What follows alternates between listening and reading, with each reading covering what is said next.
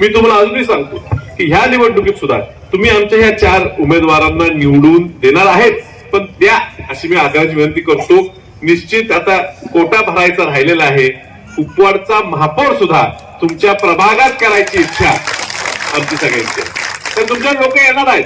अहो मी तुमचं काम केलं, मी एवढं वर्ष काम केलं प्रामाणिक राहिला होता, तर मग पक्ष सोडायचं कारण काय? आज सत्तेसाठी लोक उडी मारतील, तिथं काहीतरी मिळेल, पैसे मिळतील, काहीतरी मिळेल म्हणून लोक जातील.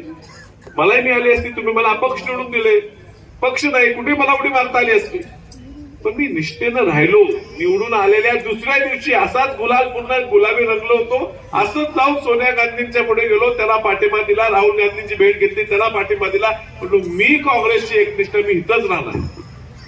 पण प्रचारात सुद्धा मी सांगितलेलं. मला लोक म्हणते तुम्ही अपक्ष आहे, तुम्हाला मत द्यायला आम्ही तयार आहे, तुम्ही फक्त काँग्रेसमध्ये जाणार म्हणू नका. मी म्हणलो मी जिथं जाणार आहे, मला खोटं बोलून तुमचं मत नको आहे. माझ्या नशिबाला ते होईल.